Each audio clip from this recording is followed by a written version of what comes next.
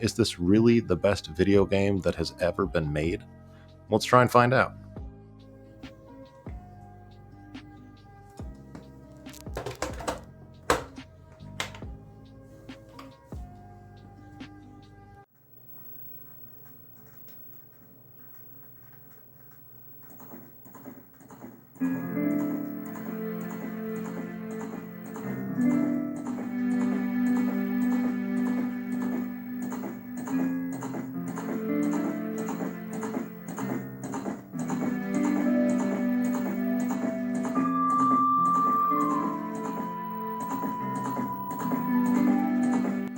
Very few intros or melodies bring the nostalgia quite like this one. What an amazing soundtrack, and what an incredibly grand adventure to have on an N64 cartridge.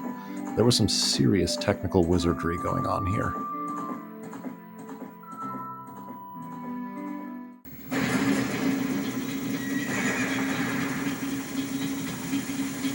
For 90s kids, for a lot of us old guys, this was our first real adventure game. Despite not truly being an RPG, if you want to be that guy, it certainly has the spirit of one and was the spark for the love of that genre for so many of us. This game serves as one of the fundamental, foundational pillars of my love for adventure games and RPGs. It's a nuclear bomb of nostalgia.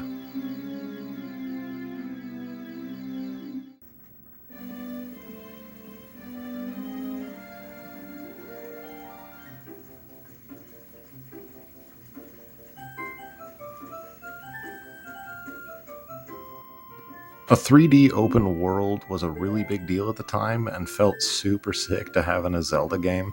The camera was a little awkward and aiming kinda sucked, but that wasn't really a Zelda problem. It's more the growing pains of the N64 and early 3D.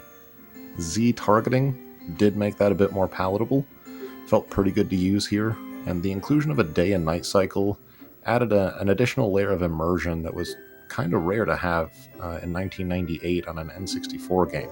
It made the world feel a lot more alive.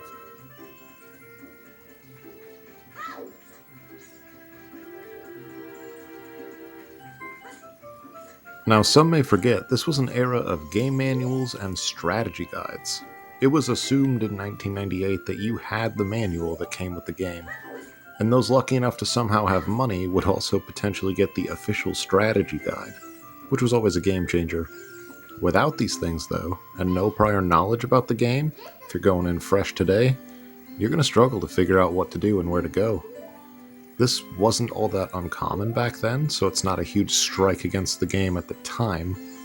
In fact, this game actually did a lot to help you out, with the owl and Navi, highlighting key text and dialogue, kind of gave you some hints on where to go throughout the journey, but even with that, it can be very easy to get lost on what to do next and where to go, and you'll be wasting quite a bit of time either looking things up online or backtracking to try and figure it out.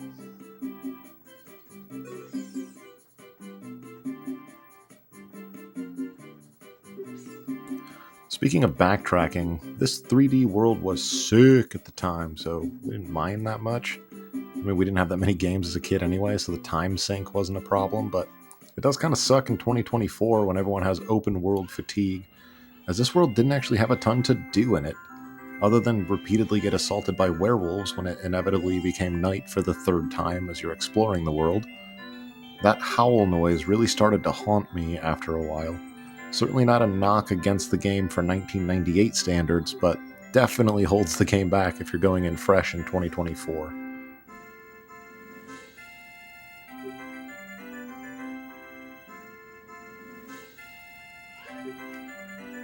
There were some parts of this game that also just dragged on way too long. I didn't really enjoy the inside of Jabu Jabu's belly, for example, the big whale creature you go inside of. And the water temple just sucks. I mean, it's infamous as a result. There's tons of backtracking to raise and lower water levels just to solve the puzzles. I mean, you're itching to get out of there long before you finish it. It's just not very fun and doesn't feel like it's very well designed.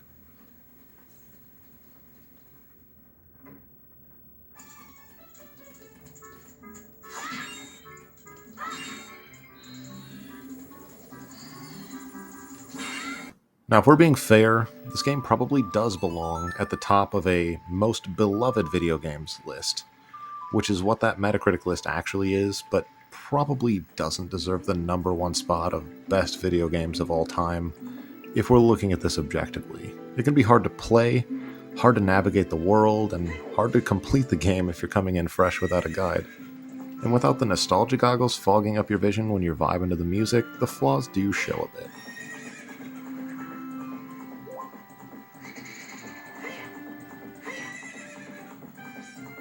This game is one of my favorite video games of all time. And if I had to make a list of 5 games you have to own on N64, this would handily make that list without any hesitation. If you haven't played it and you've always been curious about it, you should pick it up. The game is fun, the soundtrack is timeless, it's a good time. It's not like you can't figure out where to go if you get stuck nowadays. And it's one of the coziest games you'll play if you enjoy games of this era. Thank you for tuning in, subscribe for more like this, and keep an eye out for more in the future.